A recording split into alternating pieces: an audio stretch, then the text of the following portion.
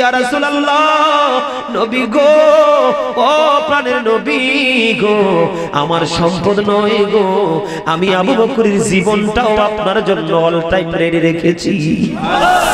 এই হলো প্রেম, এই শিক্ষা নাও বন্ধু।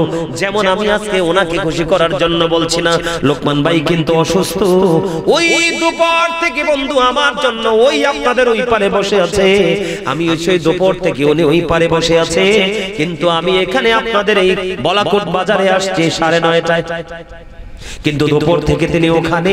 মাহফিল কিন্তু ওনার না, মাহফিল কে লোকমান ভাই, মাহফিল হচ্ছে মাইনুদ্দিন ভাই তার সঙ্গে যারা এখানে যারা বন্ধু এই যে তালুকদার বাড়ির মানুষ, মাহফিল ঠিক কিনা বলেন?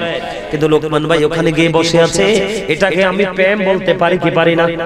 কথা বলেন, পারি কি পারি না?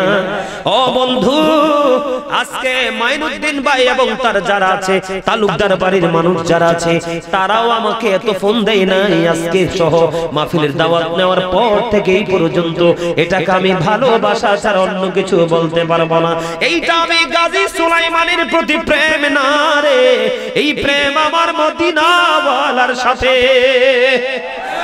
ঠিক কিনা বলেন বন্ধুরে আমার? প্রেম করলে করার মতো করেন, তাহলে আপনি দুনিয়া আখিরাত উভয় জাহান পেয়ে যাবেন। আমি আপনাদেরকে কি বুঝাইতে পারছি? তাহলে এরকম মাহফিল যখন হবে, এইরকম নবীর প্রেমের বাগান যখন হবে, যারা মাহফিল করবে তারা তো টাকা খরচ করবেই করবে। আপনি মনে মনে সিদ্ধান্ত করবেন যে আমি হয়তো এরকম একটা মাহফিল একা করতে পারবো না, আমিও আমার জায়গা থেকে একটি টাকা হলেও দিয়ে শরীক হব।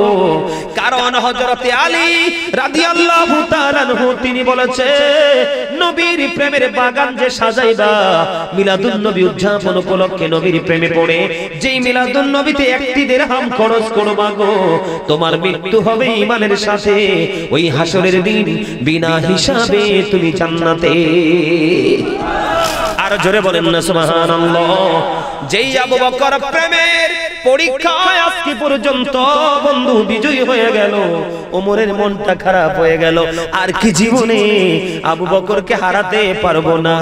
আমার মনে মনে বন্ধু চিন্তা করলো, সেই আবু বকর কথা দিয়েছে আমার নবীর প্রেমের বাগান সাজাও, ঈদে মিলাদুন নবী উদযাপন করো, ঈদে মিলাদুন নবীতে আমার নবীর প্রেমের বাগানে কেউ বন্ধু একটি দিরহাম যদি খরচ করতে পারো, একটি টাকা যদি কেউ খরচ করতে পারো গো, হযরতে আবু বকর বলে দিয়েছে সে আমি আবু বকরের সাথে জান্নাতে বন্ধু হয়ে থাকবা।